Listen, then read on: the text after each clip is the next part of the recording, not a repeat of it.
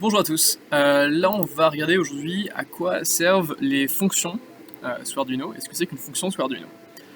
Alors, l'idée d'une fonction, c'est de simplifier un ensemble d'instructions parce que quand on tape un code, on a souvent de nombreuses lignes de code et c'est pas facile à lire.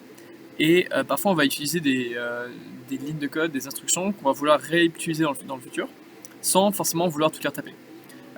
Donc, il y a un truc hyper pratique, c'est les fonctions. Donc on va regarder un petit peu comment ça fonctionne et à quoi ça sert. Par exemple, si on veut créer une fonction pour faire clignoter la LED de la carte Arduino, on pourrait écrire directement dans le loop ici nos instructions. Donc on pourrait déclarer simplement que le pin 13 est en sortie. Donc ça, c'est le pin 13, c'est la LED incorporée de la carte Arduino. En sortie, ça veut dire qu'on va lui envoyer du courant et non pas l'écouter. Et on pourrait mettre en place un programme de clignotement, par exemple. Digital write 13 high, c'est-à-dire qu'on allume la LED. On pourrait mettre un délai entre les deux. Donc on mettrait une pause entre les deux instructions. Ensuite on l'éteint.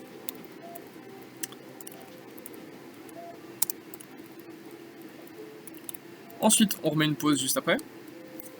Ensuite on l'allume, ensuite on l'éteint. Et ensuite on met une pause. Ok, imaginons que ça c'est notre programme.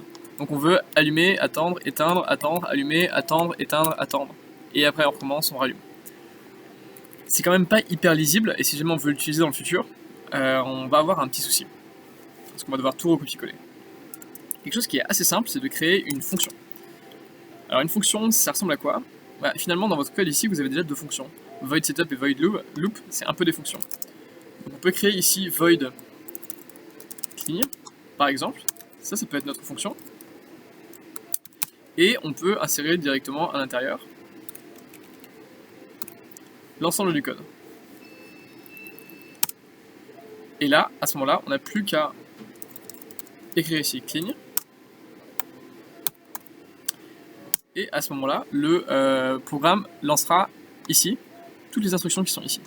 Donc si on veut le relancer après, c'est assez simple, on a juste à renvoyer clean. Donc là si je vérifie,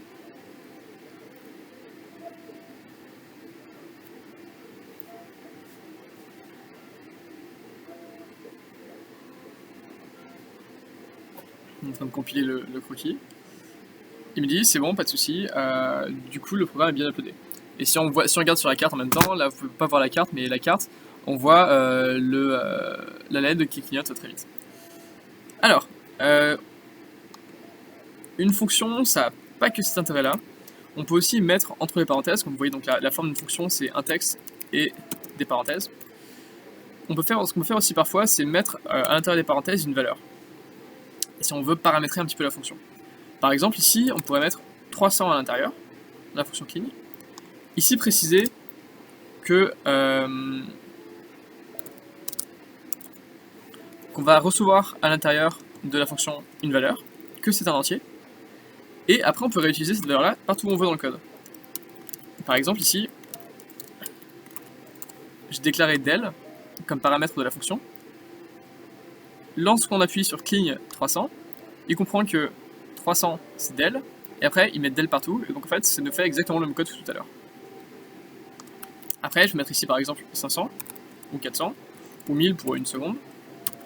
Et là à ce moment-là, pour le 1000, il va comprendre à chaque fois que c'est 1000 et que c'est pas 300. Donc ça, pour le coup, c'est hyper intéressant, ça permet de paramétrer les fonctions, et ça permet de changer le comportement de la fonction selon un paramètre. Donc ça c'est vraiment top. Pour le coup, vous allez vraiment en avoir besoin tout le temps dans tous vos programmes Arduino. Après, on peut... Alors là, on a mis des instructions directement dont on a besoin pour... donc c'est vraiment... ça va exécuter un ensemble d'instructions directement sur la carte. Mais on peut aussi faire quelque chose d'un peu plus poussé encore. On peut demander à notre fonction de retourner une valeur. Ça veut dire qu'on peut demander à la fin de la fonction d'envoyer une valeur particulière. Par exemple, prenons un exemple hyper simple. On va créer une fonction qui s'appelle addition. et à l'intérieur on mettra deux chiffres qu'on veut additionner. Par exemple 4 et 5. Donc je vous rassure, il y a beaucoup plus simple pour faire une addition sur Arduino. On fait juste par exemple int sum égale 4 plus 5. Ok, ce serait beaucoup plus simple. Là c'est juste pour vous expliquer le principe des fonctions. Donc là ce qu'on va faire, c'est qu'on va dire que dans sum, on va faire l'addition de 4 et 5. Ok, super. Comment on fait pour que le résultat de notre addition ce soit un entier et qu'il soit retourné par la fonction et qu'il soit après stocké dans sum? Alors, on va faire une fonction qui ressemble un petit peu à celle-ci, sauf que cette fois-ci, au lieu d'être void clean, donc void ça veut dire vide, ça veut dire qu'elle renvoie rien comme donnée, on va créer int. Si je fais int addition, là le programme comprend que la fonction va renvoyer un entier, un int, à la fin de son exécution. Donc notre fonction a deux paramètres, donc par exemple A et B. Là le nom des paramètres n'a pas trop d'importance, hein. Vous pouvez vraiment mettre ce que vous voulez. Et là on peut juste faire, par exemple int result égale A plus B. Donc ça, on fait juste l'addition. Et ensuite return result.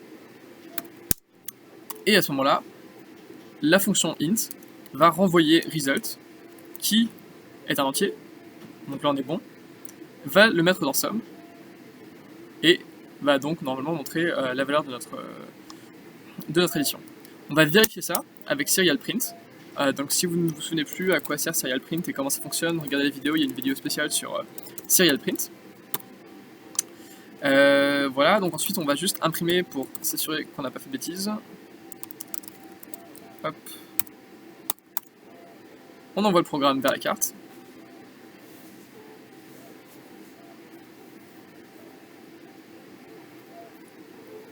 On regarde le résultat. Et il ne se passe rien. Donc ça, ce n'est pas normal. Alors, int sum égale addition 4, 5. Ce qu'on va faire beaucoup plus simplement, déjà on va voir ce qui bug. Toc. Int égale 0. Hop. Comme ça on va voir si il imprime... pardon, int sum égale 0.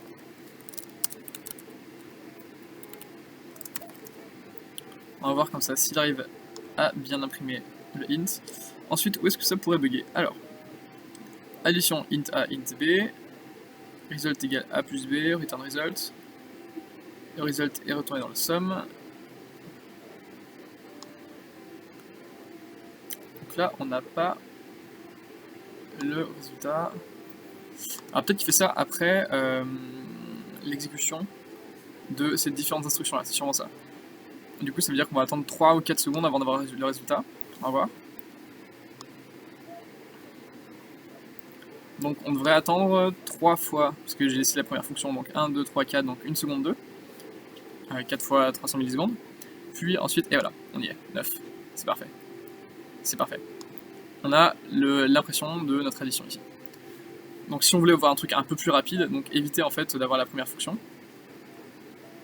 on pourrait juste mettre ça en commentaire. Ou bien alors carrément supprimer. Hop. Paf. Allez, on va mettre en commentaire.